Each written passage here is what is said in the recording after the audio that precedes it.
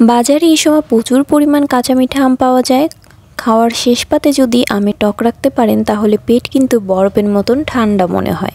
গরমে আম খাওয়া এমনিতেই অনেক উপকারী। একটি প্যানে আমি ভালো করে তেল গরম করে নিয়েছি। এখানে আমি সয়াবিন তেল ইউজ করেছি, আপনারা চাইলে সর্ষের তেল ইউজ করতে পারেন। এরপর আমি 1 চামচ সর্ষে এবং শুকনো লঙ্কা ফোড়ন দিয়ে নিয়েছি।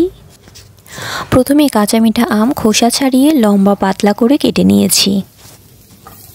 এখন আমগুলোকে তেলের মধ্যে দিয়ে দিচ্ছি। আমের টুকরাগুলোতে সামান্য নুন এবং হলুদ গুঁড়ো দিয়ে ভালোভাবে নাড়িয়ে চাড়িয়ে নিচ্ছি।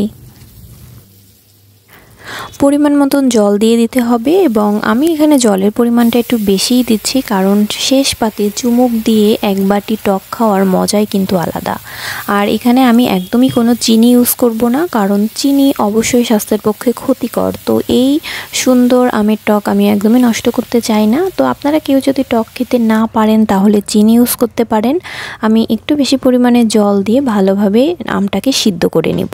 যারা শরীরের ওজন কমাতে চান, বাড়তি ক্যালোরি খরচ করতে চান, তাদের জন্য আদর্শ ফল কিন্তু কাঁচা আম। কাঁচা আমে রয়েছে প্রচুর পরিমাণে ভিটামিন সি এবং শরীরে পটাশিয়ামের অভাব দূর করার জন্য, লিভার ভালো রাখার জন্য কাঁচা আমের কিন্তু জুড়ি মেলা ভার। তো অবশ্যই এই রেসিপিটা আপনারা ট্রাই করবেন এবং দেখতেই পাচ্ছেন আমার কাঁচা আমের টক কিন্তু একদমই রেডি। তো গরম গরম এখন আমি পরিবেশন করব।